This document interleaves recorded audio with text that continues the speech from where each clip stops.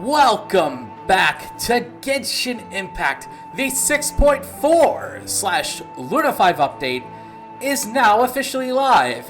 And there's a number of things that have been going on within this update. And as you can see, Barbara's in the party. But what's more important here is that there's Granny. Granny has nothing to do with this update, but it's been a while since we've last seen Granny, so yeah. Might as well bring her out for a case like this. But enough about little silly ramblings. Let's go over what goes on within this update, shall we? Starting off is the third iteration of the free Constellation event. This technically started back on Monday. And, well, as you can see here, I have Jean as my selected character for the Constellation. Why do I have Jean specifically? Well, to put it bluntly, the only options I have left are standard banner characters. So, yeah. I wish I had more characters. I wish I started playing earlier. Or rather, I wish I started playing again a lot earlier, rather than going into the second cycle of Sumeru. But semantics. Semantics indeed. We also have the Lupus Majoris chapter. This is indeed Varka's story quest. And this is what we're actually going to be doing for the most part today, is Varka's story quest. Yeah, that's pretty much it. And if you complete Varka's story quest within the allotted amount of time, you get some Primo Gems as well as some Ascension materials for Varka. And remember, you have to do it within the time limit. I know it says 20 days and 5 hours for me, but by the time that this gets uploaded, it'll probably be maybe less than 10 days from now. We also have the test run for Varka, Flynn's, Bennett, and Sucrose. As you can see, these are the characters that are going to be on the first phase of the 6.4 banners. When you notice that there's only 4 and not 5. Why is there only 4? Well, Xiangling is also on this banner. But since you technically get her for free, you don't get to have her trial. And we're going to be going over through Varka's trial relatively soon. But first, we have some new music tracks dedicated to the Nod-Krai soundtrack, completing 8 of these with a dual sum rating will net you some Primo Gems. We also have a new update regarding Milliastra Wonderland, some new costumes, a new area, and also there is one thing that I did hear regarding the newest feature that is going to be added to Milliastra Wonderland, and that is a voice chat feature. Honestly, that's not something I'm looking really forward to, because I don't really like using the voice chat in games. Because, well, it's just my personal opinion now. I used to do it a lot back in the day, but not anymore. And besides, why would you need to have a voice chat in game when you could do something as similar to, I don't know, using Discord or Zoom, TeamSpeak, or whatever people are using nowadays. Plus, I also heard that apparently if you agree to using the voice chat within Milliastra Wonderland, there was something about that gives Hoyoverse the legal privilege, I guess it would be privilege, not right, but privilege, to train your voice for AI. I don't know about that, man. It's I'm not even going to use the voice chat in Milliastra Wonderland anyway, so I guess it doesn't really affect you if you don't use the voice chat. So, if you don't want your voice to be trained by AI, don't use the voice chat feature. We also have the newest iteration of the Traveler's Tales, where you can have some little idle conversations with some more characters. Which, finally, this is coming back. I miss this. Having these cute little anecdotes with all of these characters, and it looks like that we'll be getting additions to characters like Nicole, Dern, and Varka. Although these are just the 3 that are on there. I'm pretty sure that there are more characters that they will have, you know, these cute little conversations with. So be on the lookout for those. And of course, we have a new world boss, the Radiant Moon Gecko. Yeah, there's not much I could really say about this, but it looks like a pretty funky looking gecko, I'll say that. And this is the boss that you'll be taking on in order to get Varka's world boss material. Although I do find it kind of weird that the Animo character requires the boss drops from a boss that drops mostly Geo-related stuff. Although, to be fair, Lanyan's kind of in the same situation, because she's an Animo character and she needs drops from a boss that drops, you know, Electro Ascension materials. But, you know, semantics. But with that out of the way, let's go ahead and start off Varka's test run. So I'll see you here in a bit where we discuss Varka's kit. Varka is an Animo DPS character who dual wields, dealing different types of elemental damage based on the party lineup. The effects of having 2 Hexarray characters in the party will be triggered by default in Varka's character trial. Additionally, all effects that deal different types of elemental damage can be triggered regardless of party lineup. After using his elemental skill, Varka enters the special mode Sturm and Drang. While in this mode, Varka's normal and charge attacks deal increased damage. In addition, his dual-wielded claymores will deal corresponding elemental damage based on the party lineup. Damage dealt by the claymore wielded in his left hand will be converted into Animo damage. When there are Pyro, Hydro, Electro, or Cryo characters in the party, the claymore wielded in his right hand deals corresponding elemental damage following the aforementioned priority order of elemental types. After a period of time, Varka can unleash an enhanced special elemental skill and charge attack. Hitting enemies with a normal attack further reduces the time required for the above. Holding his elemental skill allows Varka to charge up and leap forward a set distance. The longer the skill is held, the farther Varka will leap. I gotta say, that's pretty cool. Apparently, Varka doesn't take fall damage when he uses this charged skill, by the way. Just thought I'd let you know that. And for his elemental burst, unleash a powerful double slash attack towards the front, dealing 2 instances of Animo damage. If there are Pyro, Hydro, Electro, or Cryo characters in the party, the first slash will be converted to deal corresponding elemental damage according to the aforementioned priority order of elemental types. My god, look at him, he's so tall! Did he just stab his sword through the ground? And is resting on it? This guy's a badass! Anyway, let's go ahead and look over Varka's kit. Or, well, more of Varka's kit, to be exact. Well, anyway, let's look at Varka's stats. You know, for a trial character, this isn't really that bad of a stat lineup. And we see his weapon, the Jest of the Mighty Wolf. With its passive, Indomitable Chivalry, increases attack speed by 10%.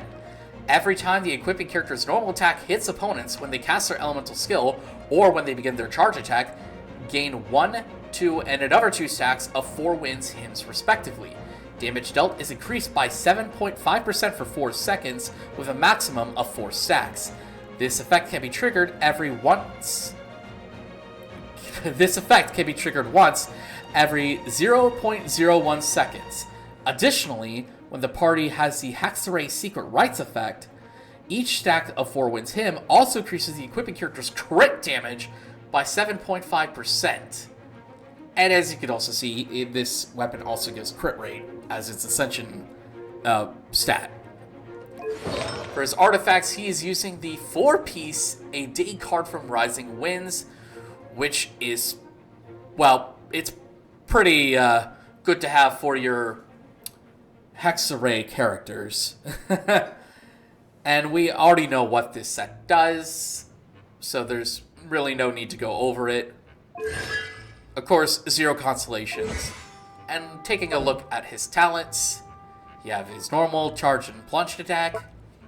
Then with his elemental skill, tapping with tapping, leap forward and slash in one fluid motion, dealing AoE animo damage, and switching to Sturm und Drang mode. While in this mode, Varka's normal and charge attacks damage is increased, and he cannot perform plunging attacks. Keep that in mind. Flint's has something similar to this. Also, when performing normal or charge attacks, Varka's dual-wielded claymores will deal corresponding elemental damage based on the elemental types of the characters in the party, and this elemental damage cannot be overridden by infusions.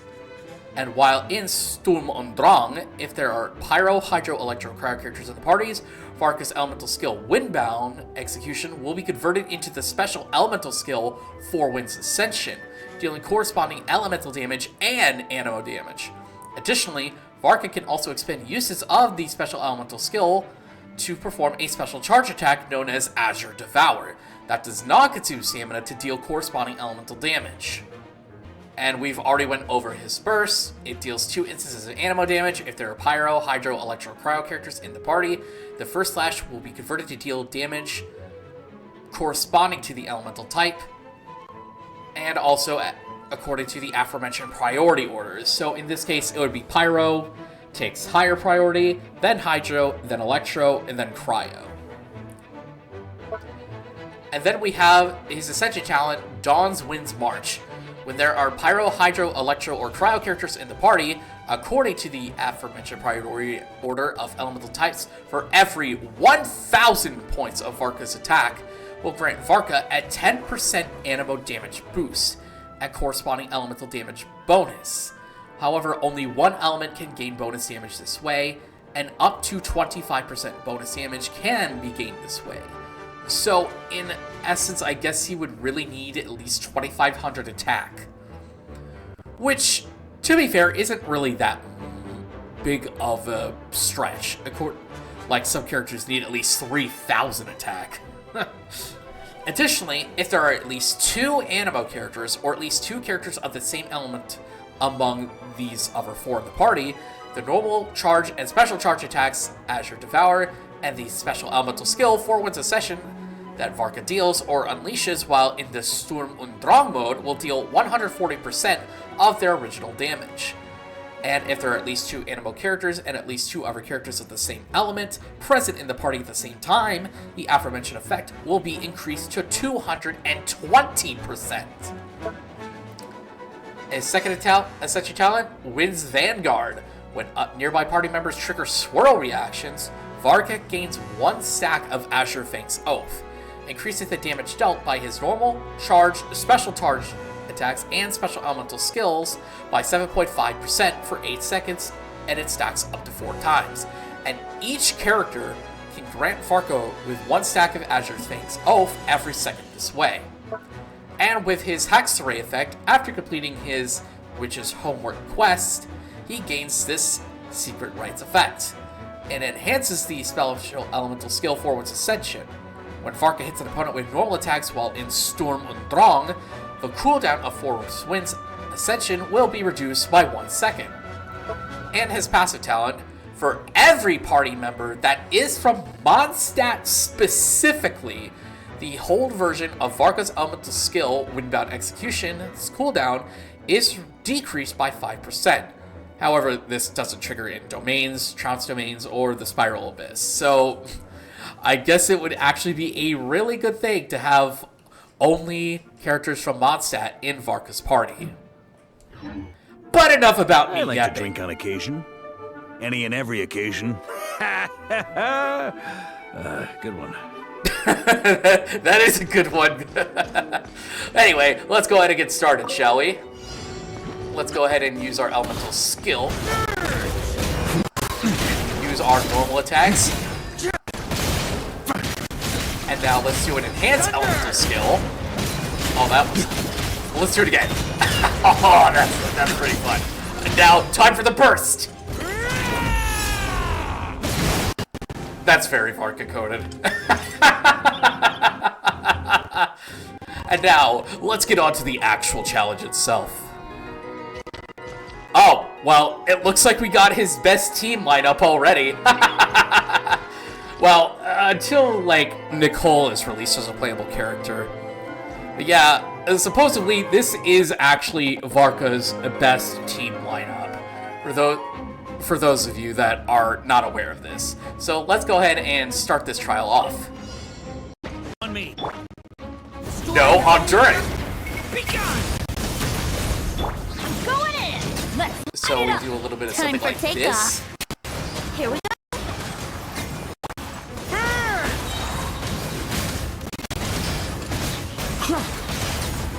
Up the ante.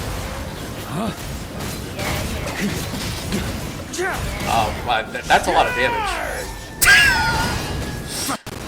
I can't take him seriously while he's in that in that first animation. Teamwork is dreamwork. Huh? Think you can get away? Brace yourselves. I mean, yeah, seriously. I mean, just look at the damage that he's able to deal.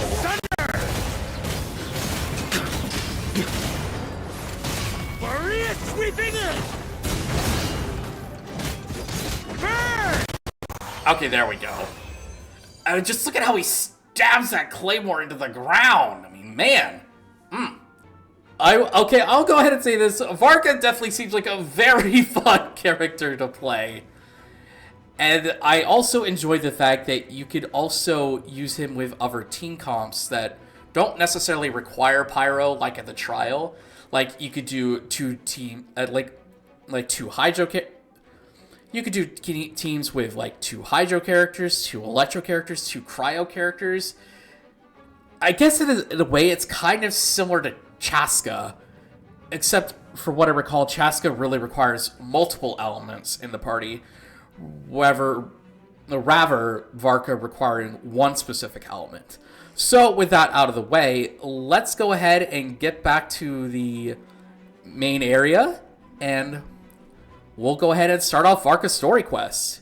And we're back at our favorite area within Nod-Krai. I actually haven't left this spot, as you could tell. But first and foremost, let's go ahead and take a look-see at these banners real quick. As you can see here, we have Varka, the Knight of Boreas himself, and the Grand Master of the Knights of Avonius, and the first official rerun of a 5-star character from Nod-Krai, which is Flynn's. Now, normally when it comes to 5-star characters that release within the cycle, usually it's the character from the Point 1 release that gets the rerun first. I mean, think about it. Like when Inazuma dropped years ago, like the first character to drop in 2.1 was Raiden, and the first character to get a rerun was Raiden. And then with Sumeru, the character released at 3.1 was Cyno. Cyno got a rerun in 3.5. And then we have, for 4.1, Neuvillette. And then he got his rerun in 4.5. And then with Natlin, we had Shilonen. She was released in 5.1, and then she got a rerun in 5.5. So it's kind of interesting that they're kind of breaking this, I guess you could say, kind of cycle tradition, if you will. Because Flynn's was released within the second half of 6.0, and he's the first to get a rerun. When initially I thought this was going to be someone along the lines of, like Nefer, who was released in 6.1. But maybe they'll still keep the tradition and have her be reran in 6.5? I don't know. Who knows? We'll see that in about, 6 weeks from now. And, of course, we have the weapon banner featuring Varka's and Flynn's weapons, as well as a good chunk of weapons here. I think that... Is that polearm new? Like the one for the 4-star? I'm not sure if it is, but we're just going to go ahead and do that so you don't see the little pop-up notification thing. And, of course, we have the rerun of the Mondstadt Chronicle banner. Yep, it's been a while since we've last had this, almost 2 years ago, in fact, where you can pull for pretty much any character or weapon that is featured in Mondstadt, which includes Eula, Mona, Albedo, Klee, the little one, Diluc, and Jean, as well as the myriad of weapons such as the Skyward Set, the Aquilia Favonia, the Song of Broken Pines, Wolf's Gravestone, Elegy for the End, and the Lost Prayers to the Sacred Winds. Now, I will go ahead and say this. You do not need to roll this banner if you don't want to. If you choose to roll on this banner, you're free to do so. And like, as I said, similar with the Sumeru Chronicle banner, you are only able to roll for characters that are within this banner specifically to Mondstadt. So any 4-star characters you get will only be characters from Mondstadt. And let's just say, for example, if you do lose to 50-50 on a character, you won't necessarily get, like, let's just say, for example, if I don't know, let's say I do my 50-50 thing on here, and I attempt to pull for Klee. I could lose to 50-50, but I won't necessarily lose to 50-50 to characters like Tainari, Dia, Mizuki, Chi-Chi, or whatever. Instead, you will actually lose to 50-50 to, I don't know, you could potentially lose to 50-50 to Eula. So it works like that, basically. And the same thing would also apply for the weapon banner, except instead of it being like a 75-25, this is also a 50-50. So, for example, if I were to, say, pull for the Lost Prayer of the Sacred Winds, I could lose the 50-50 to Elegy for the End. And another thing to note is that this also works similar to a character banner. So Hard Pity will actually be 90 pulls as opposed to 80 for the weapons. So I'm just going to go ahead and just pick Klee because why not? But like I said, I'm not going to be pulling on these banners. Well, I actually did say this, but I'm not pulling on these banners specifically. Instead, I'm actually going to be waiting for the second phase that has Skirk and Escoffier, which the both of them will be coming in about 3 weeks' time. And hopefully I do win the 50-50 on Escoffier. I mean, if I don't, it's not the end of the world. It just means I'm guaranteed someone else later on. I've read almost every novel from Yai Publishing House. Pretty normal, right? Granny, that is the most normal thing. To be perfectly honest. Anyway, let's go ahead and start on Varka's story quest. Huh? Where'd this letter in our bag come from? Did it just blow in on the breeze? That must have been the wind. Anyway, let's check this letter out, shall we? Oh, right. I forgot, it was the end of the update, so, the shell lanterns have expired. Ah, there it is. To the Traveler. Hey, long time no see, my friend. What's that? You say we just met recently? For a heart that's always misses its friends, every second feels like an eternity. After such a grand adventure in Nod-Krai, you must have gathered quite a few stories along the way, yes? Are you perhaps looking for an old friend to talk to? Do you happen to need a bard? One who could turn your tales to verse? If so, come and catch up with me at Star Snatch Cliff. The wine is poured, and the strings are already tuned. From a bard. Oh, it's from the tone-deaf bard. Apparently, he wants to hear all about our adventures in Nod-Krai. Maybe we can get some tasty treats out of him in return. Come on, let's go to Star Snatch Cliff. Let us go to Star Snatch Cliff. And let us go meet our friend Venti! Jeez, look at that! 11,000 meters away! Here's to a life where the drinks keep flowing and the Mora keeps rolling. Granny, at this point, I'm probably going to need a drink after this.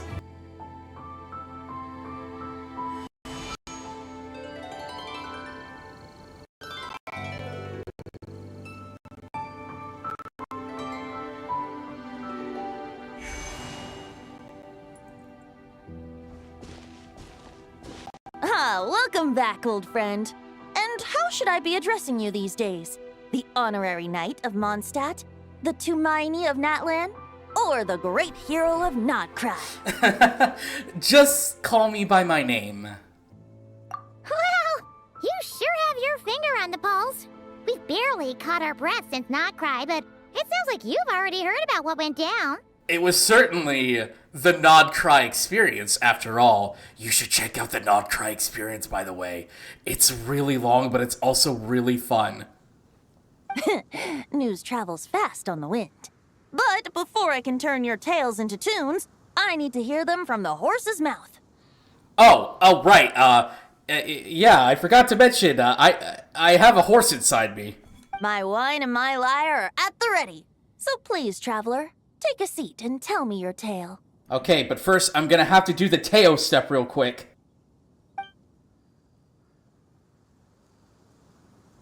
Amazing! Incredible! The Rahier of Solnari and the Doctor? Truly a tale for the ages! Yep. The doctor and that aura farmer himself, or I feel like I've heard in like a different universe in some way, shape, or form. I can't put my finger on it, or my nose, or my Umateo.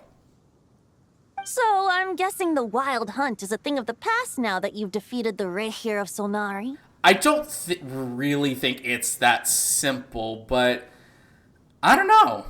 Maybe they're still lying in wait somewhere. Seems that way. We were kind of focused on dealing with the doctor, though. Still, there are some vestiges of the wild hunt around, but it's not enough to pose a major threat. Well, that's good to hear. Hey, now that the Northern Abyss calamity is finally resolved, Varka must be getting ready for the triumphant return of his expedition, right? I haven't seen him in the longest time. He must have so many stories to share. You know, I was gonna ask, you two have really met before? Hooray! Paimon was wondering about that, too. He did call you Barbados. But weren't you still fast asleep back when he was in Mondstadt? Let's call it half asleep. I was resting my eyes in the Thousand Winds Temple one day when I heard a commotion outside. And that commotion involved a ruin crater! It was a young knight who had journeyed there in search of trials and oracles after hearing some tall tales at the local tavern. In fact, all that awaited him were moss-covered walls and an angry ruin guard. But he seemed completely unfazed, laughing heartily as he sent the ruin guard's missiles flying off into the horizons. Yeah, it's a shame that we actually don't get to see this happen in real time. Huh! They must have been making quite a racket if it was enough to wake up the tone-deaf bard. Yeah, it sounded kinda like... It sounded like boom, boom, boom. Hey! Is that all you've got? Whoa, bring it on! like that. Huh. Who would have thought?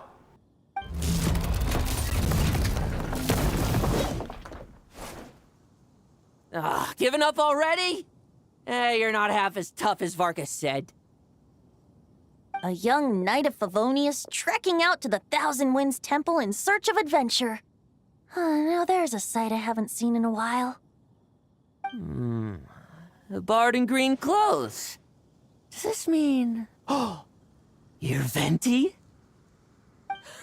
I was just wondering I was gonna track you down. Oh! So you were looking for the tone-deaf bard? Strange place to start your search. Honestly, I would have tried at the Angel's Share. Hold on. Blonde hair, white hair. You must be the honorary knight. And Paimon! The Grand Master talks about you all the time. And who are you? A character that looks exactly like the same height as me? Allow me to introduce myself. I'm Lowen, Vice Captain of the 5th Company of the Knights of Favonius and a member of the Expeditionary Force. Pleased to make your acquaintance. Oh, well, hello. Or should I say, hello, hen. Oh, so you're part of the expedition, huh? Right. So that's why Paimon's never seen you around in Mondstadt. second. We never saw you in Nod-Krai either. That's probably because when the Wild Hunt was still running rampant, I spent most of my time out on my own, making mincemeat out of monsters. I barely went back to base at all. Then, once the Wild Hunt calmed down, I got sent back to Mondstadt. Mixed blessing, if you ask me. Sounds like I missed out on some serious action. Well, I hate to break it to you, buddy. You missed out on some really serious action. No wonder we never saw you while we were dealing with the doctor. So, why did Varka send you back? Wait. Don't tell me he sent you to... Deliver some letters. I was gonna say deliver a letter. There's one for the Knights of Favonius, one for the church, another for the Dawn Winery, at least 10 of them in total. Jeez, how many people has he sent to deliver his mail now? Mika, Inefa, Lowen? He should just hire a full-time mailman already. Sounds like the perfect job for a certain strawberry I know. In fact, he's earned himself a new nickname. Let's go with... Sir Writes a Lot. Another day, another nickname, huh? Tone Deaf Bard. I'll have you know that poetry and letters were humanity's earliest means of expressing their thoughts. So, tone deaf or not, I wear the title of Bard with pride. And I consider Sir Writes a Lot to be quite a compliment. Wait, really? Darn it! Maybe Paimon should come up with some harder-hitting nicknames for these two. Yeah, something that hits him right in the gut, you know? Like Flying Lavender Melon. Anyway, since this young man has come all the way to the Thousand Winds Temple looking for me, I assume he must have a letter for me too. Am I right? You sure are. To use the Grand Master's own words. Oh, you can see right there, he has a cryovision.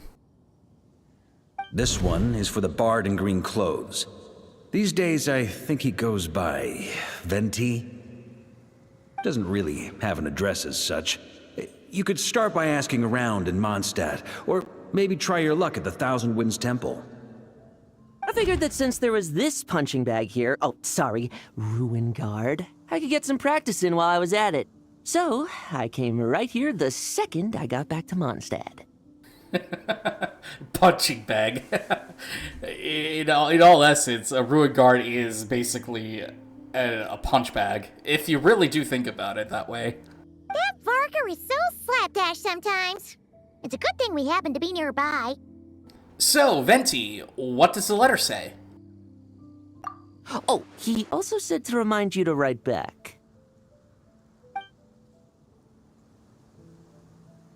Nothing in particular. Just some idle chatter between two drinking buddies. But if I'm supposed to write back this time... I'll need some time to mull over my response. Varka gave you a whole bunch of letters to deliver, right? Maybe you can head into Mondstadt and deliver the rest of them first? My thoughts exactly. Assuming I can find the way. Hopefully the roads haven't changed too much since the pre-expedition days. Well, why don't we have Mondstadt's honorary knight escort this homeward-bound wanderer to the city? I'm sure some of the recipients of Varka's letters will turn out to be old friends of yours, too. To be perfectly honest, I have no objections. Let's go! It's been a while since Paimon's done any guide work. And it's been a while since we've last been in Mondstadt. Even though it's really only been like a month and a half or so. 2 months. Something along those lines. Thank you so much, Honorary Knight. And you, Miss Guide.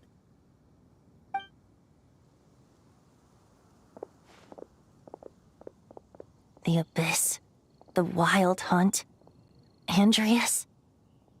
Get home safe, Varka.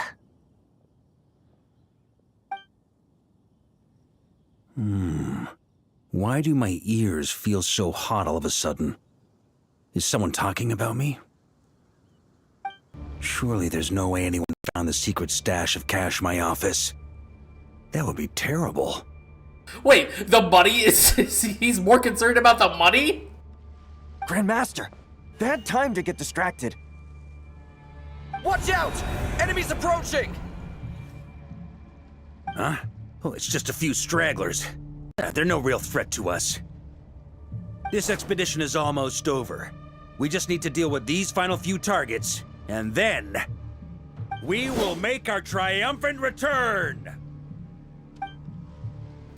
Oh, we're just immediately starting off by playing as Varka. Okay, I like that. Stormwind!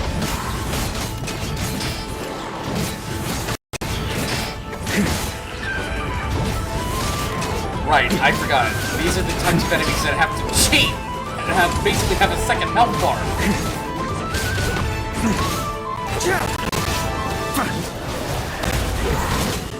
Only I had characters that had other elements in the party.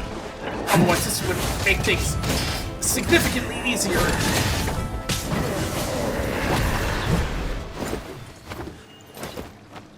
Without the Reikir of Solnari to direct them, it seems like all that's left is their primal urge to destroy. If this is all that the Wild Hunt can muster now, surely the Lightkeepers of Nod-Krai will be able to deal with what's left. Just like I thought. What we should be wary of now is... Grandmaster, based on Lightkeeper intel and our own reconnaissance, one of the suspected targets should be just up ahead. Good. You know the drill. Stay here and stand guard. Leave the rest to me. Yes, Grandmaster!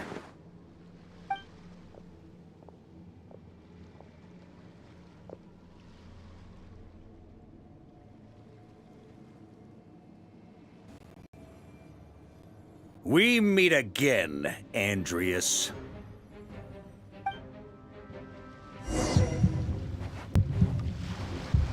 So, you've returned from Mondstadt. Don't you want to see what it looks like now?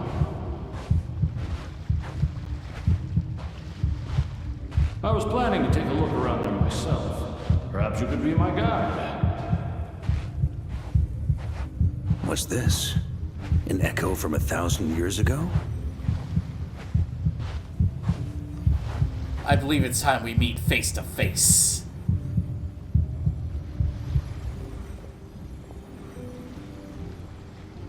Everything seems normal so far. Here's hoping I'm just overthinking things. There are 2 other places to check. Maybe this will all go smoothly after all.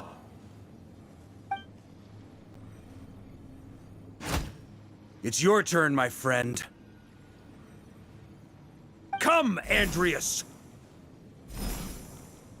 Oh, do we actually get to use his actual weapon and not the Wolf's Gravestone?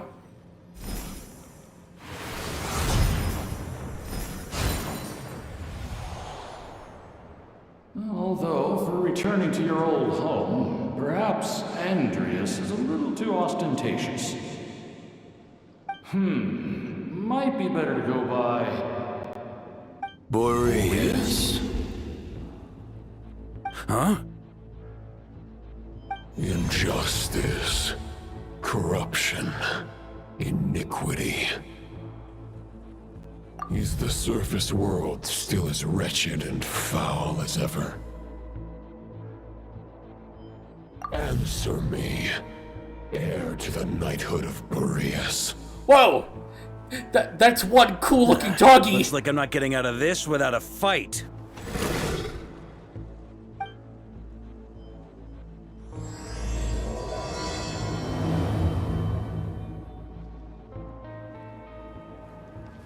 That's where things stand with the expedition. The victors will be returning home soon, so make sure to stock up on wine for the celebrations. P.S. I hope everyone's keeping up with their daily training. I'll be testing you all when I get back to make sure no one's regressed. P.P.S. I wrote individual letters for each and every one of you. Don't forget to write back. That's all. Everyone gets one? Wow! Sir Writes a Lot is really living up to his name. Although, I don't really get to see his penmanship. Yeah, I'll have to deduct points for that.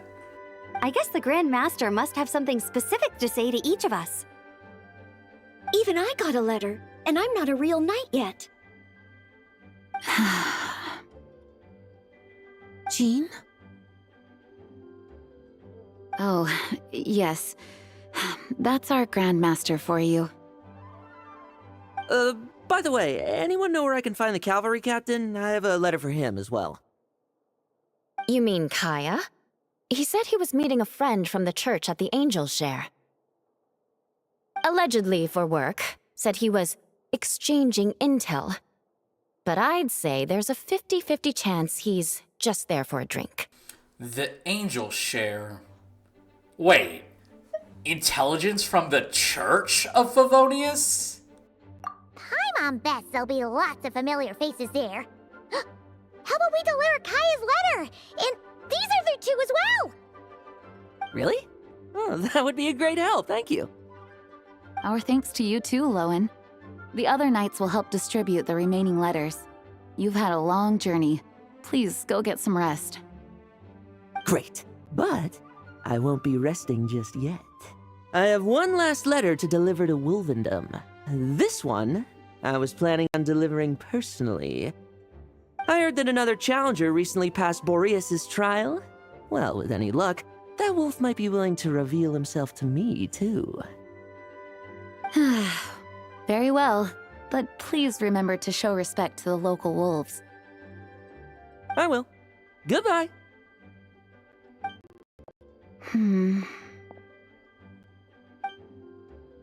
Clearly, something is bothering Jean. I should talk to her before going to the Angel Share.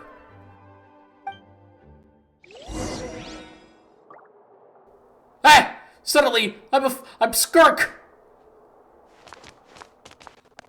I feel like I should talk to everyone. It's in my inner... Yeah. Grandmaster offered lots of advice in his letter regarding my recent assessments. I didn't think he'd spare a thought for that kind of thing in the middle of an expedition. So, Honorary Knight, if you have the time, do you think you could help me out with my special training?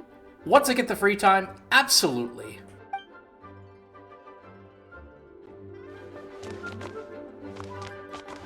Hello there, good looking. What's cooking? He wants to test me to see if my skills have regressed? I still haven't forgotten how he went easy on me last time. I'm assuming you must have seen him going all out before. When the time comes, you'd better keep an eye on him for me. Sure thing.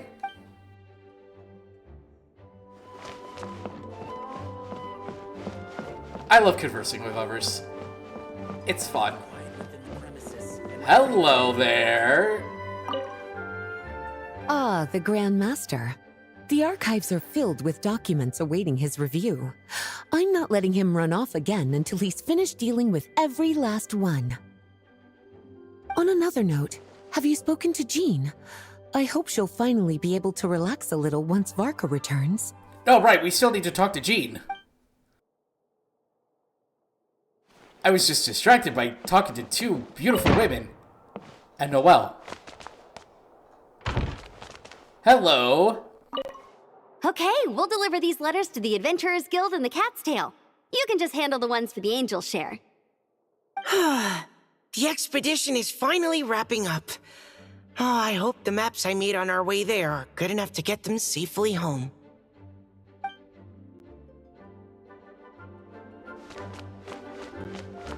Hello, Sucrose. It's been a while since we've last seen you. The Grand Master wrote in his letter that the Boom Blossom bombs we sent worked really well. He wants to know if we've made any more. Sucrose, you sound different. Uncle Marcus coming home? Yay! I can't wait to go outside and play with him! Wait, is Little One in solitary confinement again? Oh no, Little One.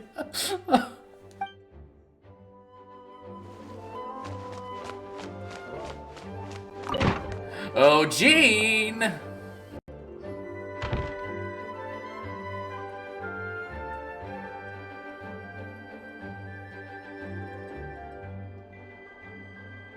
Honorary Knight, you're still here? I'll be setting off shortly, but it seems like there's something on your mind. Is it that obvious? It's totally obvious. Huh? But Varka's coming back. The situation in Nod-Krai is stable. Surely things are looking up. True. From what you and Lowen have told me, The expedition has indeed accomplished its strategic objectives. It seems that Mondstadt no longer faces any threat from the perils of the North, be they the Wild Hunt or the Doctor. And yet, for some reason, I can't help but recall something the Grandmaster said to me before he left.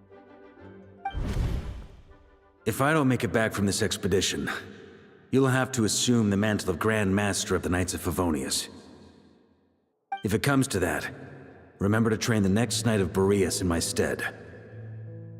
I've planted some promising seeds in Mondstadt, but they still need time to grow. Is he referencing both Noelle and Razor? Some have yet to master the art of social interaction. Some don't yet understand that they too need protecting. And some, well, some might not even want to be a knight yet. What's wrong? Well, there's no need to frown. I'm going on an expedition, not marching to my death. This is all just a contingency plan in the event that I'm unable to return. Until I return, I leave them in your care. The lineage of the Knights of Boreas has nearly been extinguished twice in Mondstadt's history. The first wandering knight to claim the title arrived in Mondstadt 1,000 years ago, along with his wolf companion. He was as free as the wind. He left no succession plan behind. Even his name was lost to history. The title of Boreas could have disappeared from Mondstadt just as he did. But he had an informal disciple, a knight named Ravenwood, who admired the Knight of Boreas greatly. Ravenwood's valor and swordsmanship earned him the wolf spirit's recognition. When the old aristocracy tried to regain power, Ravenwood came once more to Mondstadt's defense. From then on, the title of Knight of Boreas was passed down from generation to generation within the Knights of Favonius. Wolf spirit? You mean that big blue wolf in Wolfenden? Yeah, what was his name? Andreas. Andreas was the name. Correct. As you may already know, the Wolf of the North is the surviving spirit of an ancient god. And the Knight of Boreas serves as an intermediary between him and humanity. Lupus Boreas, who had never known what it meant to love, came to understand it through the journey with his human companion. In the end, he chose to allow his power to become one with the land. This was once a well-known tale in Mondstadt, but these days, few people are aware that the starting point of the Wolf King's journey was not Mondstadt, but Nod-Krai. Huh? Could it be? He set off from the royal court of the Seelie? The great Wolf King of the North came here from Nod-Krai, although he doesn't like to speak of his past. In fact, he rarely shows himself to people at all nowadays. As such, this tale can only be found deep within the Knights of Favonius library. Even among the Knights of Favonius, few are aware of it. The Grand Master didn't disclose any concrete objectives before departing on his expedition. I couldn't help but wonder whether it might somehow be related to Nod-Krai's Wolf of the North. I kept my speculations to myself, however. Sharing them would only spread unwarranted suspicion toward the Four Winds among the people of Mondstadt. You experienced the turmoil caused by Duval and the East Wind's actions for yourself. Surely you can understand my concern? Yes. Yes, I can understand. No wonder Varga wasn't clear about his motives. Is that what he was worried about? Very possibly. He was probably also reserving judgment. Having heard about your experiences in Nod-Krai, I now suspect that the Grand Master hadn't yet ascertained the true identity of our enemy at that time. And as it turns out, the Calamity born in the north wasn't an ancient god, but rather the Wild Hunt and the Doctor. I guess we were both jumping to conclusions. Well, it's always better to be over-prepared than caught off guard. Facing the worst-case scenario with no backup plan would have been far worse either way. Yes, I completely agree. The tide can turn rapidly in times of battle, It's a leader's responsibility to prepare for every possible contingency. Even if his contingency plan never needs to be put into action, I'm sure the Grand Master is relieved to know that it's in place.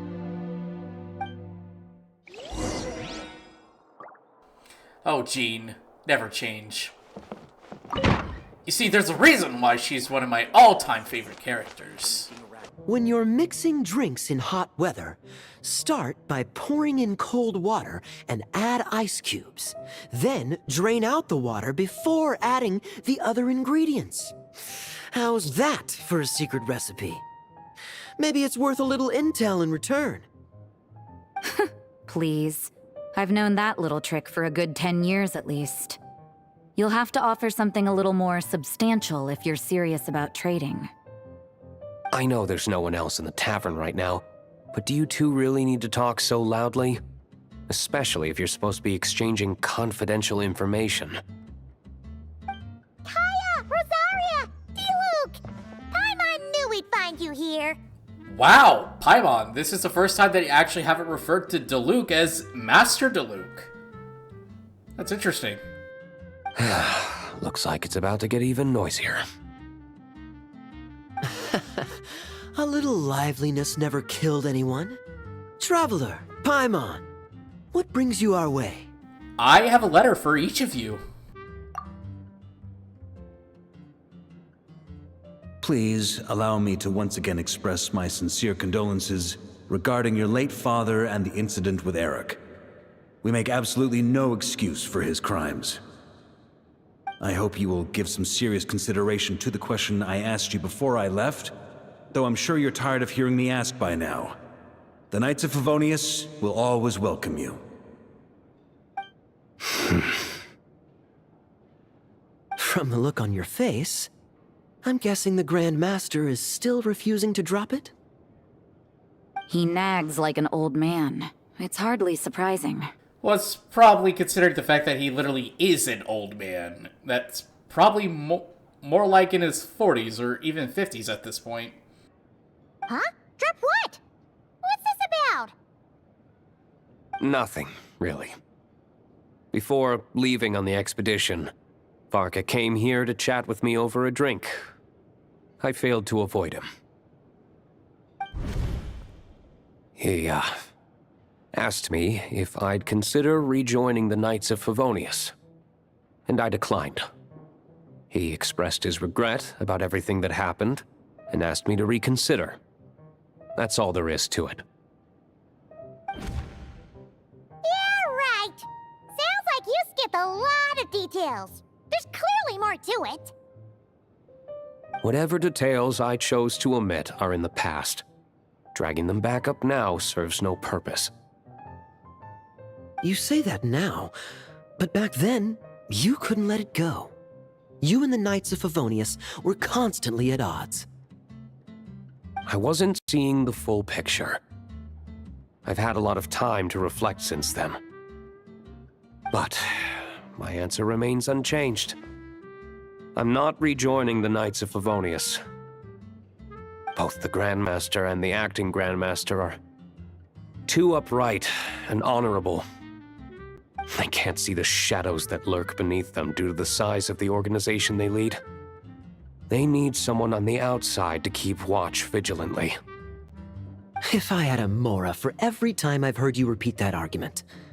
I actually don't disagree with the first part of what you said, but don't you think someone can keep tabs on things from the inside? When you join an organization, you're bound by its rules, no matter how free it may seem on the surface. You think so? Never mind the Knights. Have you honestly ever been bound by the rules of the Church? Good question. Have you considered that maybe that's why I chose to join the Church and not the Knights to begin with? Are they arguing or not? It's kind of hard to tell. No. They're not arguing. They just have different ways of protecting those around them. That's all.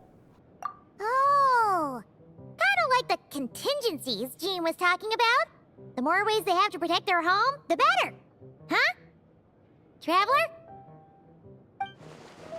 I wonder if this is exactly what Varka was hoping for.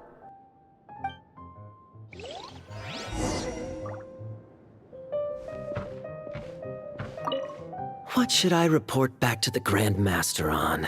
Let me think. Public order inside the city, monster activity in the wild. Oh, and a review of the latest vintages. I think I'll leave it at that.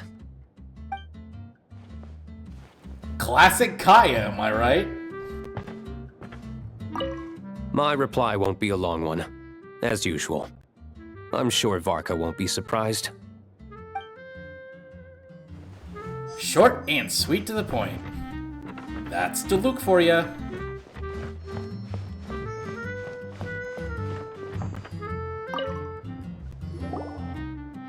If you hadn't had to deliver that guy's mail, you wouldn't have been subjected to all this tedious arguing.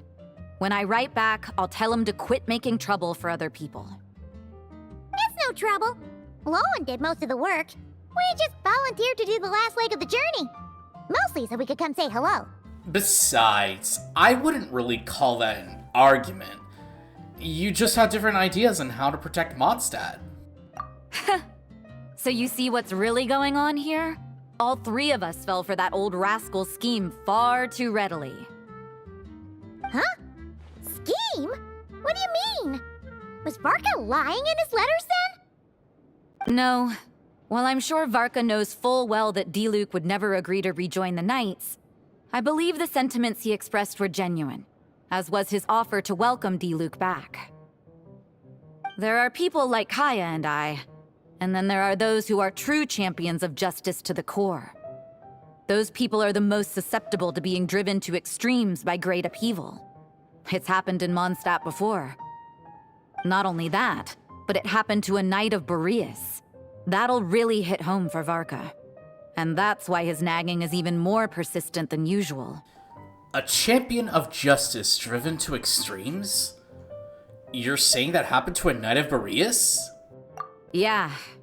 So no one's told you this before? The lineage of the Knights of Boreas had nearly been extinguished twice in history. The first was at its inception. The second was the case I was alluding to. Oh! Wasn't Jean telling us about this?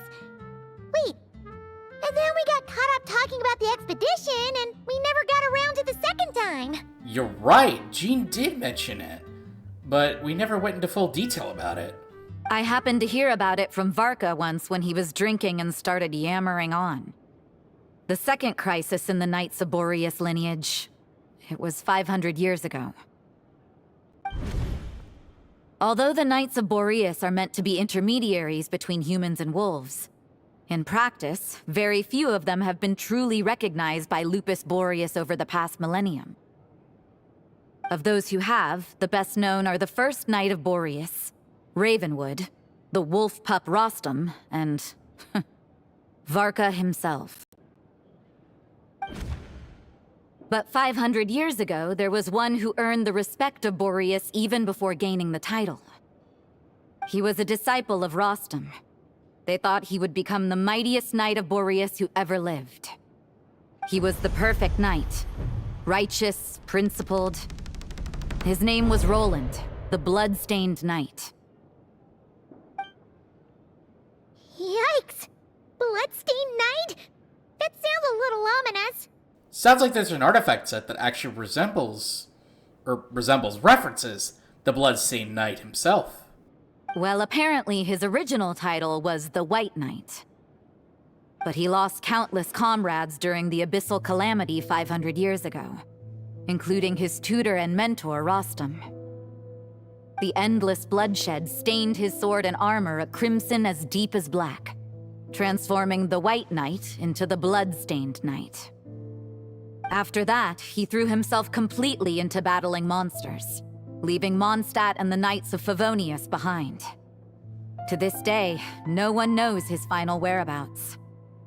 It's hard to say whether the loss of an important figure in his life is what drove him to the point of obsession, or whether he was already too far gone to save. But had he known that the Knights of Favonius would always welcome him back, perhaps things would have turned out differently.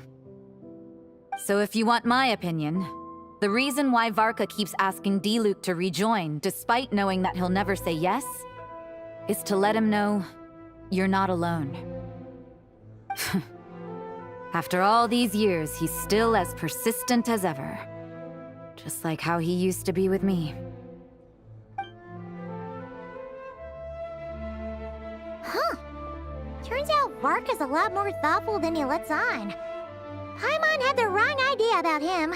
And that's why you don't judge a book by its cover.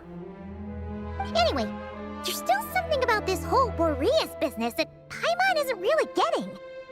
Wasn't Andreas a god in Mondstadt thousands of years in the past? If so, why did Jean say that Boreas and the Wandering Knight only arrived here just 1,000 years ago? Plus, Paimon's super curious about what happened to Roland. Shall we go get answers straight from the horse's or wolf's mouth? We can meet up with Lohen and Wolvendom while we're at it. That's a great idea! Jean said he hasn't been showing himself much lately, but he always seems happy to oblige whenever you show up. Let's go! Well, you heard Paimon. Let's go to Wolvendom then.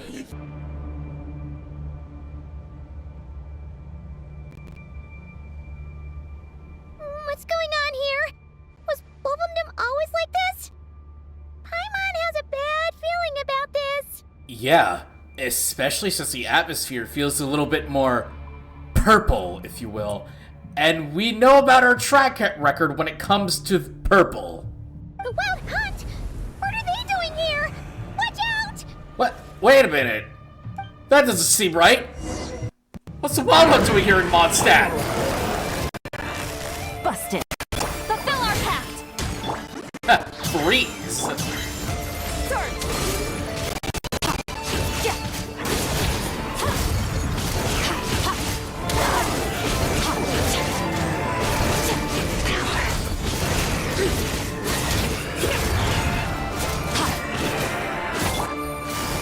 Gotcha. Get to work! No, please stay frozen. Please.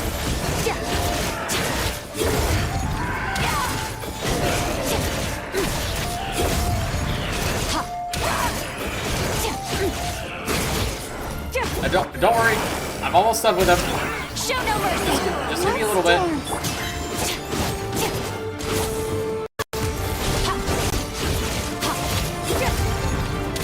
Yeah, we just have this big guy left, and then we'll be done.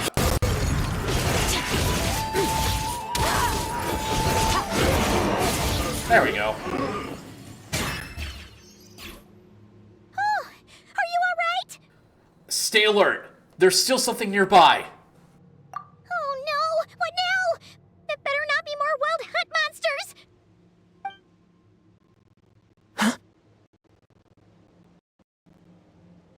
Lohen? You scared Paimon stiff! She thought you were... Stop right there. Answer me this. The 2 letters I gave you, who are they for? I didn't know we were being quizzed. 2 letters? Wasn't it 3? Well, yeah, there were 3.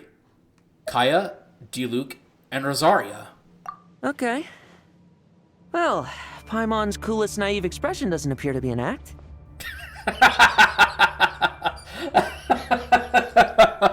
that was good. Hey!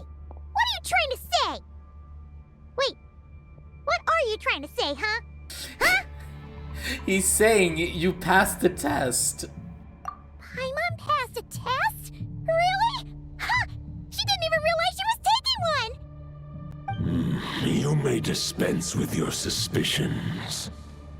The wolf pack has borne witness. They fought against the aberrations that encroached upon this land. And our attackers showed no ability to disguise themselves this time. A familiar scent. Come. I will await you at the usual grounds. Well, if the boss of Wolvendom has vouched for you, I guess I should apologize for doubting you just now. It always pays to remain vigilant. Also, were you attacked by the Wild Hunt too? Sure was. Fortunately, my experience in Nod-Krai didn't go to waste. Turns out the Wild Hunt all feel the same when you stab them. They didn't stand a chance. Something seems wrong with that old wolf, though. Go on. You should check on him. Yeah, sure thing.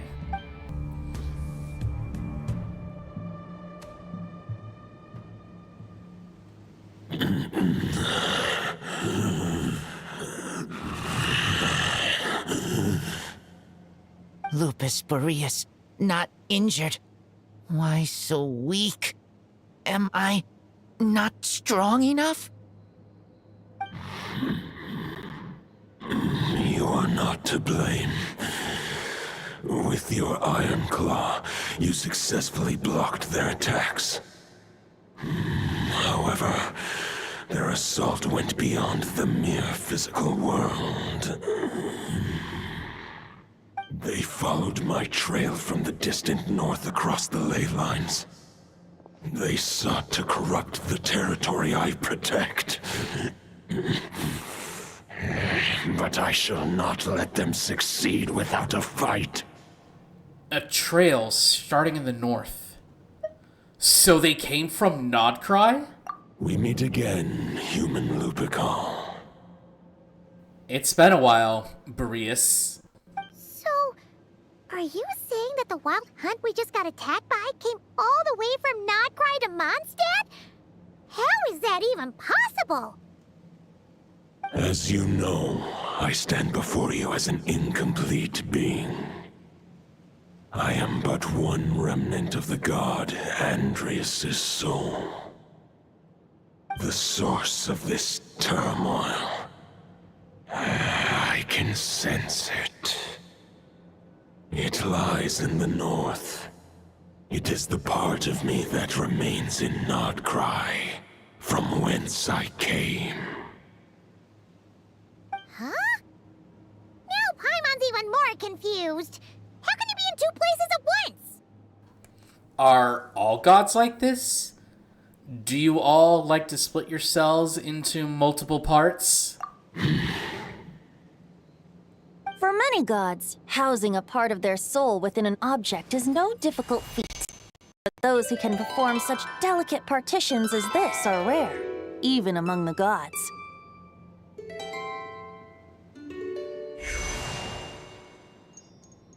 The Wolf King, Andrias, was particularly adept in this art. Otherwise, no remnants of his soul would have survived till the present day.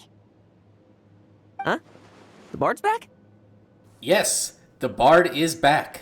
Tone Bard? What are you doing here? Maybe the god of Animo guided me here. For it appears that someone is in need of a tale from the distant past. And our wolf friend doesn't seem too keen on recounting it himself. Who better than a bard to do the honors? Lord Boreas, do I have your blessing to share this story? As you wish. Lupus Boreas wandered the frozen tundra and stumbled into the Sealy Hall. Enchanted by their song, tender as the dawn starlight, and curious about the ways of humankind, the wolf bade farewell to his home and set off for the city to the south.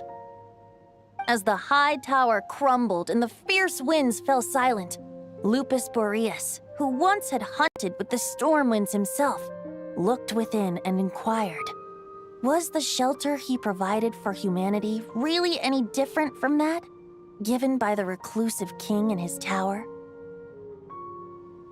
The wolf entrusted those under his protection to a new god and quietly returned to the frozen north. There, in a palace long since abandoned by its former master, the great wolf closed his eyes and slept. 500 bitter winters passed, then 500 equally frigid springs. He slumbered undisturbed until a night stumbled in from the cold, just as Lupus Boreas had once done at the Sealy Hall, and awoke him at long last. The knight asked the wolf to join him on a journey south, to see once more the land that had all but faded from his memory. The gentle wolf, unwilling to refuse the human's earnest plea, split his soul into two halves and left his home once more.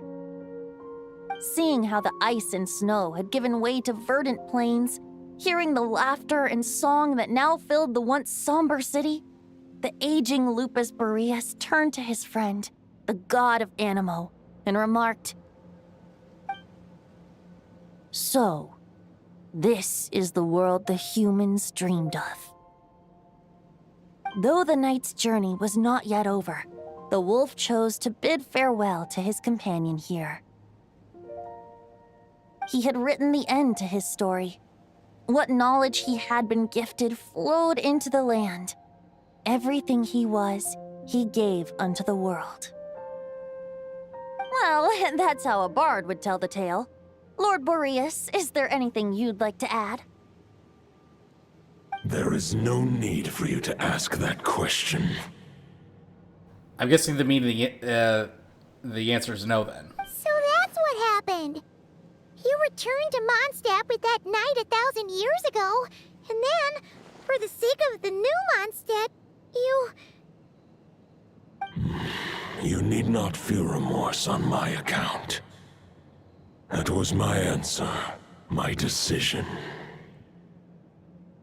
If anyone should feel regret, it is the part of me who remained in Nod-Krai. I fear Andreas has not found peace in his heart even to this day. That is surely why those vile aberrations were able to exploit his weakness, sowing the seeds of all the turbulence that has ensued. But we followed Boreas' trail in Nod-Krai. We investigated and discovered no signs of instability. Andreas should still be slumbering by the lakeside. Perhaps all the recent turmoil in Nod-Krai has had unforeseen consequences. And there's more. I detect another familiar scent from across the ley lines. A scent that reeks of blood. Could it be Roland? The Bloodstained Knight? Oh, the White Knight who became the Bloodstained Knight? The mightiest knight of Boreas? But wasn't he from 500 years ago? You think he's immortal or something? I remember him as just a man. His lifespan should be no longer than any other of his kind. But before he severed his connection to Boreas, his final destination, it was the ancient kingdom of Conria, as you call it. Beyond that, I know not if he lived or died. Conria, 500 years ago. If you want to get to the bottom of this, I'm afraid you'll have to make another trip to Nod-Krai yourselves. As luck would have it, another old friend of ours just so happens to be free right now. If you ask him nicely, he might give you a lift. That could save you a lot of time on the road. No wonder I can suddenly sense the east wind's presence. If even Mondstadt has been affected by the fallout, Nod-Krai must be in real trouble by now. I hope Varka can handle it. Varka? Is he in danger? I believe too many passengers would slow our dear friend down. I fear he only has room to carry one person, along with perhaps a diminutive companion. I understand. I'll go. All right. Wish it could be me, but I accept that we should send our strongest warrior to fight Nod-Krai's battles. I'll stay here and deal with any wild hunt that try harassing Mondstadt. It'll be a good chance to try out some new moves. I stay in Mondstadt too. With Traveler's help, Varka will be safe. Thank you for understanding, Razor.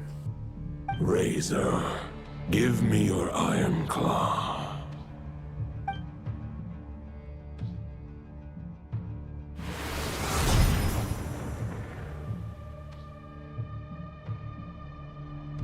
Golden-haired traveler, give this token to the current Knight of Boreas. You know, I was gonna say what this, but it looks like he said it himself. It's a token. It is a wolf spirit. It contains my power and thoughts. Though I have given him a piece before, this should bring him new strength. The Dominator of Wolves once bestowed the power of his soul upon his pack, strengthening their hearts and sharpening their claws and fangs. But human hearts and flesh cannot bear the soul of a wolf directly. It would be akin to forcefully merging a human and a wolf into one being. They would descend into chaos. So in other words, you're saying it would be not a good idea to become a werewolf. To prevent the entanglement of souls, the most I can do is temporarily house my power and thoughts within claws and fangs wrought of steel. Although, truth be told, that knight does not lack for power. What he needs more is the thoughts within. But I shall leave this for him to explain. Is it safe to separate a piece of the wolf spirit at a time like this? The Great Wolf King of the North remains strong for now. Besides, do I not have the protection of my Lupacol? I will protect Lupacol. The North and Varka, I leave to you. Just give me the word whenever you're ready. Let's just say, I mean, we just left Nod-Krai, and now we have to go back?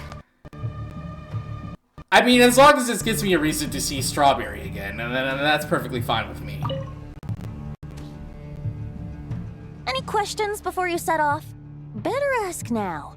You'll probably have to hit the ground running when you get to Nod-Krai. Can you tell me about the Wolf of the North? The root of this turmoil lies with the remnant soul that Andrius, Dominator of Wolves and God of the North Wind, left in Nod-Krai. He once left Nod-Krai and braved the blizzards to confront the God of Storms and claim the right to rule. Yet even as the power fell, he chose to abandon his claim. Instead, he returned to the north and slumbered for 1,000 years before finally journeying back under the name of Boreas, with the first Knight of Boreas to witness the new face of Mondstadt. When the wolf spirit could no longer maintain his physical form, Boreas chose to pour his power into the ley lines. With that, he became the North Wind of Mondstadt, as he is still known to this day. Any questions before you set off? Better ask now. You'll probably have to hit the ground running when you get to Nod-Krai.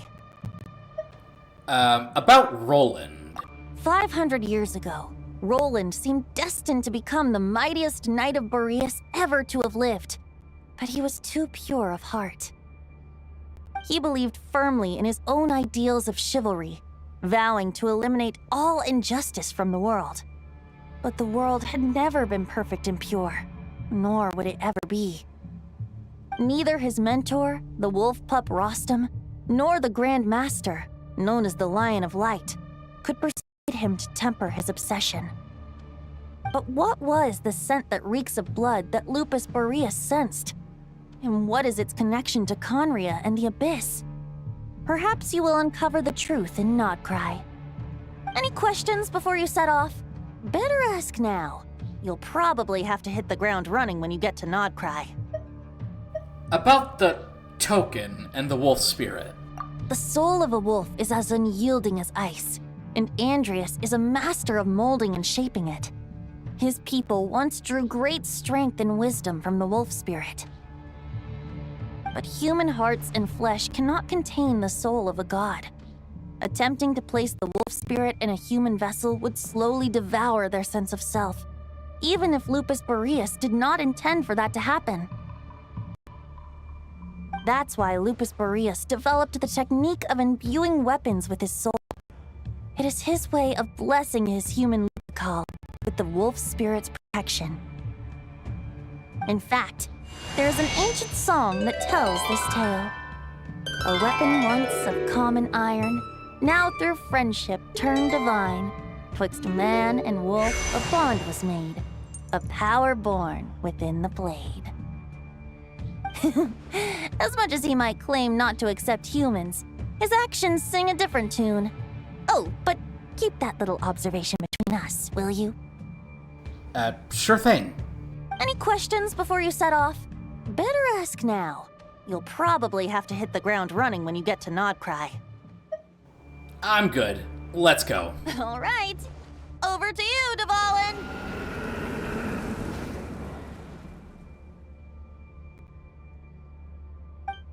The Knight of Boreas awaits below.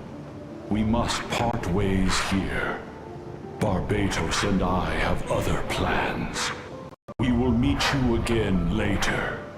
Very well. Thanks for the Uber lift, Dvalin. All right. Hey, wait. How are we getting down?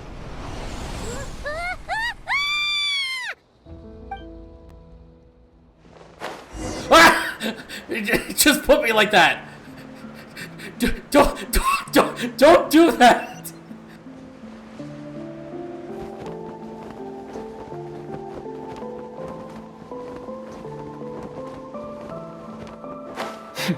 Wait. It's probably not a good idea if I were to continue falling. See, there we go. Because if something like that would happen, I would just die. Hold the line! The enemy's on the brink of collapse! Grandmaster! It's...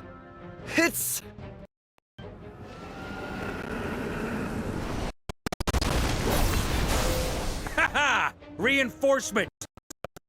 Time! Honorary Knight, reporting for duty, Grandmaster. And I'm on too. Let's cut to the chase. What's the situation? We're just about hanging in there. Most of their grunts are taken care of now. Their leader's gonna have to make fight or flight? What will it be, mightiest Knight of Boreas? As expected, this hastily summoned Wild Hunt horde is nothing but a disorganized rabble. A mere shadow of the forces gathered by the Rahir of Solnari. But they have served their purpose. I now understand your tactics, and you, in turn, understand mine. This is fair. This is the way of chivalry. Farewell, heir to the knighthood of Boreas. Whether you choose to resist me or not, I shall set right the injustices of this world. In the name of the blood-stained knight. Guess they're retreating for now. So that Wolf of the North look-alike is Andreas? But why would he be leading a wild hunt? And why was he talking about the bloodstained knight? Ugh, forget that. We can save the details for later. He was the enemy boss, right? Are we just gonna let him get away? There's no point chasing after him. We've crossed blades already, and it ended in a stalemate. Right now, there's nothing we could do about him. Why? As strong as he might look... Wait...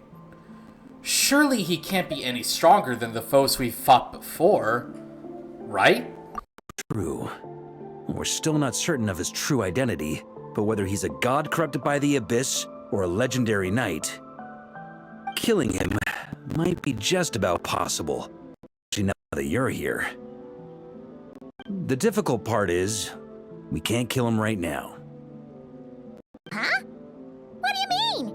Is he immortal or something? No. Judging from our skirmishes so far, I don't think he's got any special abilities of that caliber. Nor does he have the ridiculous level of power wielded by the Five Sinners. But compared to Rerir, our current foe clearly has a better understanding of how to exploit Nod-Krai to his advantage, particularly when it comes to Andrias's remnant soul. So what you're really worried about isn't so much the enemy himself, but the god remains. Exactly.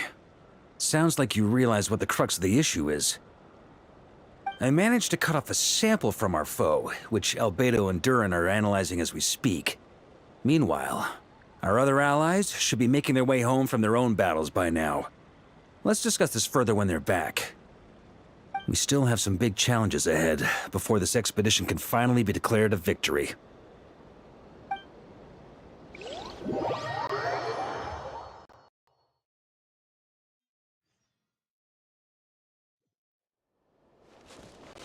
Oh.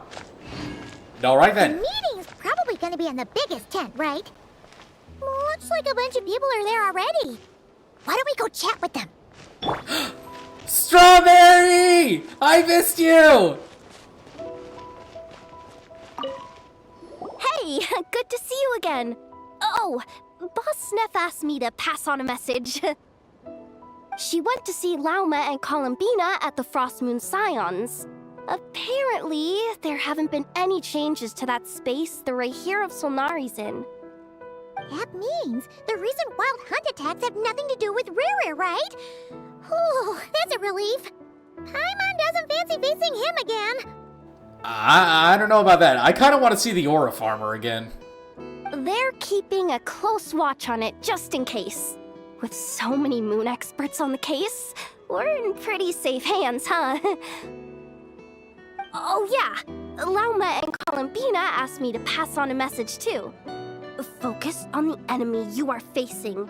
The moon will protect you all. Huh, you know something? These Knights of Favonius are paying me a pretty nice sum to deliver a few simple messages. Oh, Varka's a generous guy.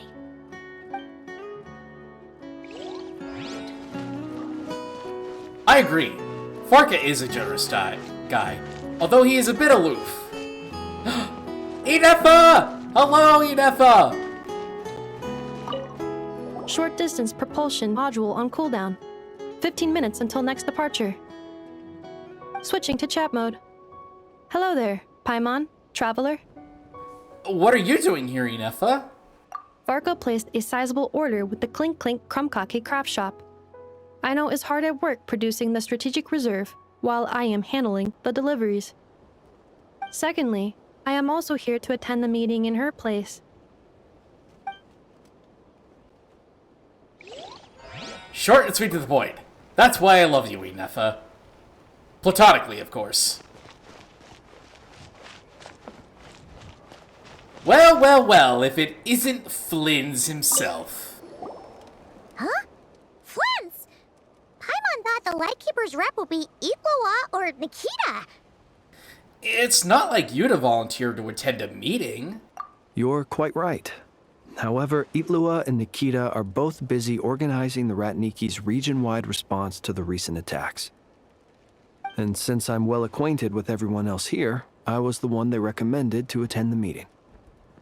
Oh, so you don't even want to be here. Sometimes you don't get a choice when there might be consequences down the line.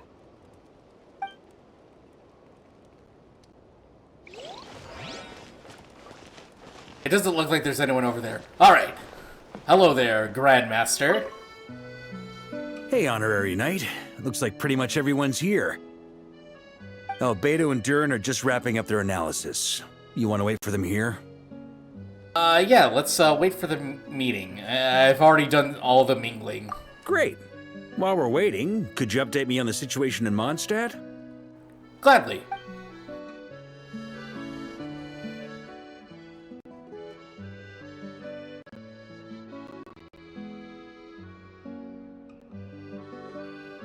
And that's where things stand. The Wild Hunt is no longer under the Rahir of Solnari's control, but it has been reborn from the ashes and is now launching widespread attacks. Intel from the Frost Moon Scions and the Curatorium of Secrets corroborates this. No disturbances have been detected in the space where Rere resides. What we are facing here is a completely new foe. Summarizing current situation. To confirm, the present leader of the Wild Hunt is the creature resembling a wolf. Andrius, god of the North Wind. More precisely, it's the external will that has seized control of Andrius' spirit, namely Roland, the Bloodstained Knight. Whoa.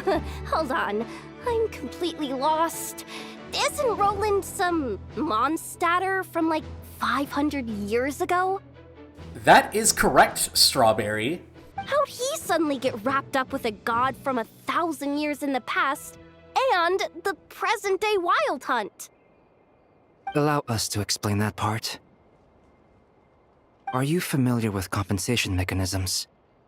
When an organism sustains damage, relevant tissues will undergo changes to offset the loss of function. For example, when one kidney is damaged, the other will be strengthened to compensate. Or, when a main artery is blocked, the collateral vessels become more active. Similarly, when the Wild Hunt lost their leader, the Abyss harnessed the memories that flow throughout the ley lines to fashion a new one, fit for the present circumstances. That new leader is a mirror image of Roland, the Bloodstained Knight. So that wasn't the real Roland, but rather an abyssal imitation? Right. No matter how strong the compensation is, it will never quite match the functionality of the original organ. The Roland replica can't possibly imitate Rere's overwhelming power, nor his ability to disguise himself as others. Yeah, we don't need a new aura farmer. I mean, there's only one aura farmer, and his name is Rerir. So, the Abyss made use of the connection between Roland and Boreas to compensate for this lack of power. The replica corrupted and took control of Andrius as he slumbered by the bank of Eimsvartnir, ultimately manifesting as the giant beast that you all witnessed. However, exactly why the Abyss chose Roland to mimic, and indeed how it was able to do so, remains unclear. I guess he must have gotten caught up with the Abyss or Nod-Krai somehow during his wanderings through Tevat. But we can keep those questions on the back burner. Okay, Paimon gets all that, but what did you mean when you said we can't kill him right now? We can't kill him right now because a dead god may prove more dangerous than a living one. From intelligence gathered during the expedition, we have reason to believe that the power released when a god is felled can have catastrophic consequences for us mortals. Like when the tower fell in Stormterror's lair, or when the humans turned to salt beneath Saltaray. Worse still, the wrath that remains after a god's passing becomes a source of endless turmoil. Once god remains contaminate the land, they will persist for thousands of years. Like the Tatarigami on Yashiori Island and Tatarasuna, or the karmic debt borne by the Yakshas for millennia. This land has already been ravaged by the Wild Hunt. If we add god remains to the mix, it'd be like adding salt to an open wound, placing everyone who lives here in perilous danger. Query. While I can indeed find records of disasters caused by god remains in my database, there also appear to be cases of gods dying naturally with no ill effects. In that land, the passing of the Pyro-Archon's flame is a common occurrence throughout history, and even the part of Andrius who remains in Mondstadt has experienced death once before, has he not? Great question. Glad you asked. Honorary Knight, you said Lupus Boreas gave you a token to pass on to me? Please, present it now. It should help explain things faster. No, yes, here's the token.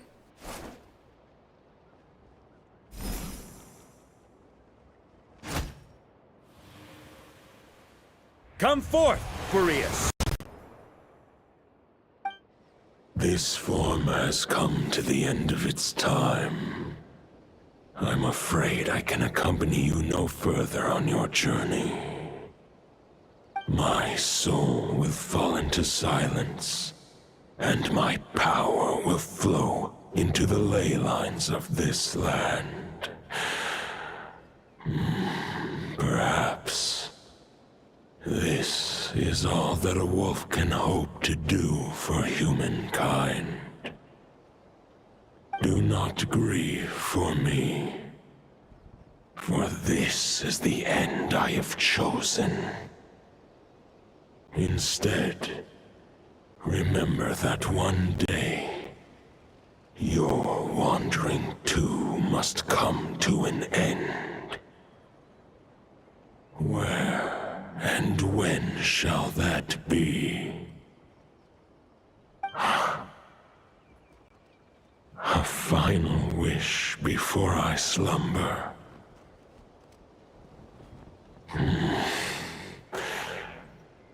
Sing me a song. That melody you so often hummed in the taverns.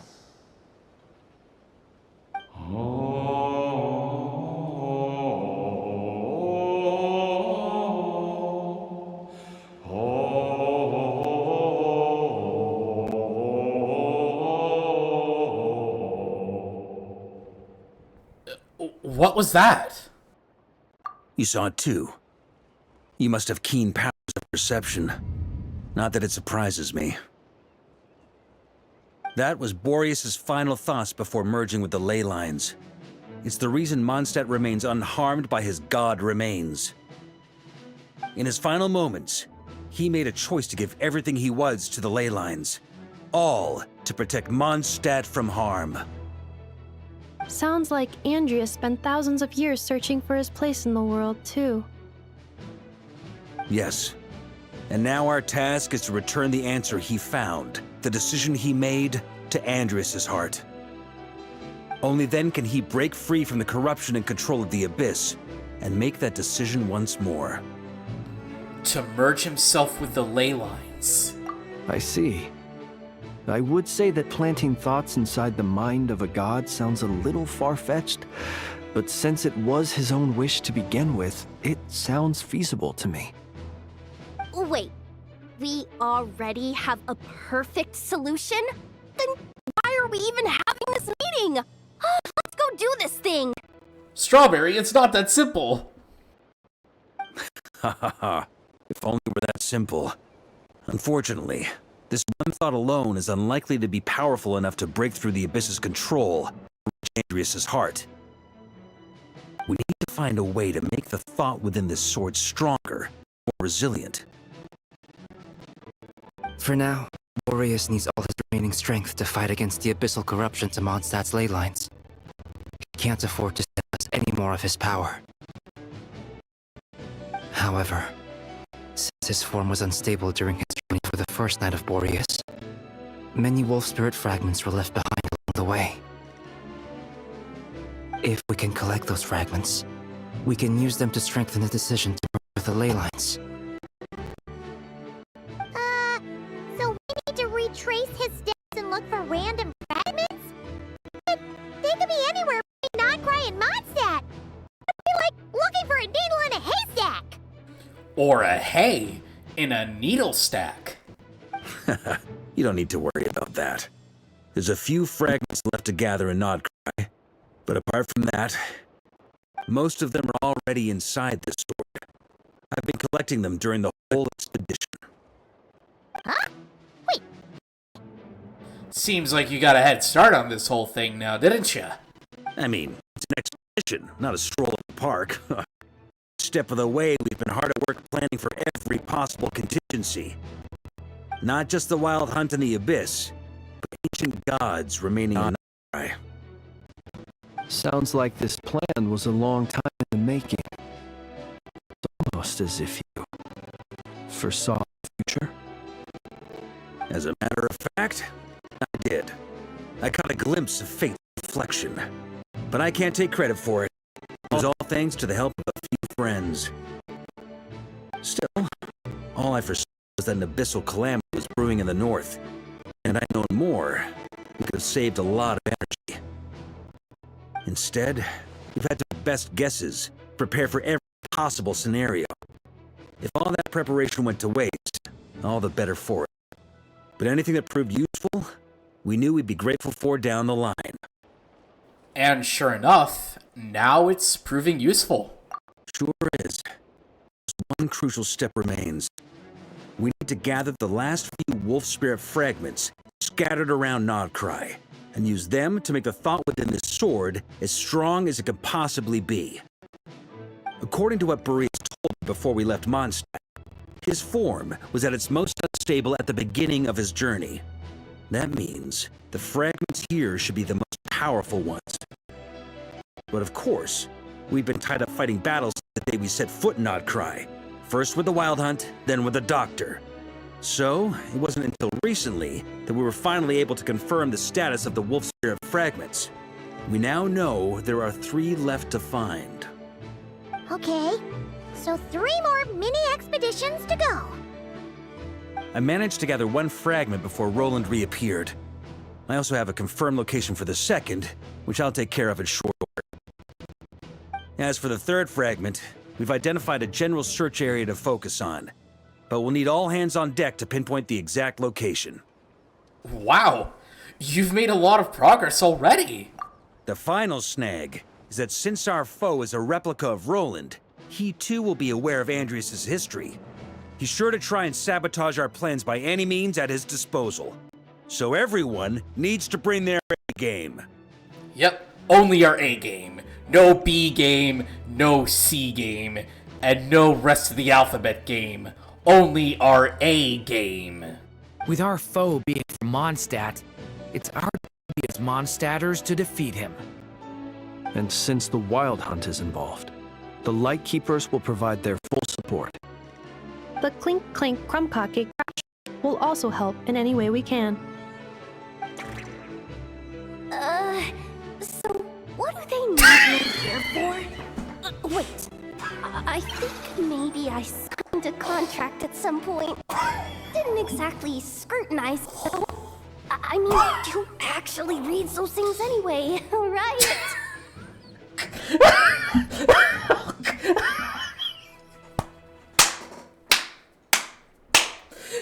It's back, baby! Ah, the faces great. are back! Knew I could count on you all.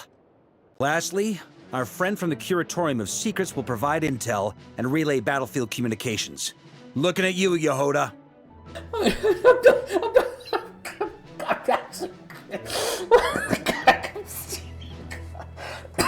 Oh God! I'm gonna lose my voice you'll be darting again. back and forth across the battlefield, dodging the Wild Hunt and the shadow of an ancient god.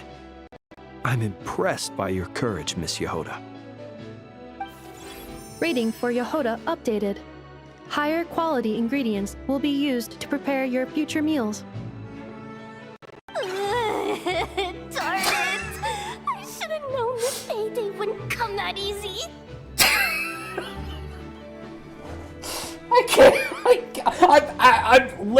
I'm in tears again from all this. I'll deal with the second Wolf Spirit fragment, which we already know the location of. The moment you make any progress with Fragment 3, be sure to give me an update. Traveler, could you join me in retrieving Fragment 2? I have a feeling that your unique constitution might come in handy. Sure. I was just about to ask what my job was. I'll follow your lead, Grandmaster. All right. Time is of the essence. Let's move out, people. Dismissed! Oh, man. I didn't think... I literally didn't think that... Oh, God. The faces would come back. Anyway, that's gonna be all for this part of Varka's story quest, and we'll continue with the next batch of it later on. So, until next time, I'll catch you all later. You really need to calm down. Oh, man. Oh.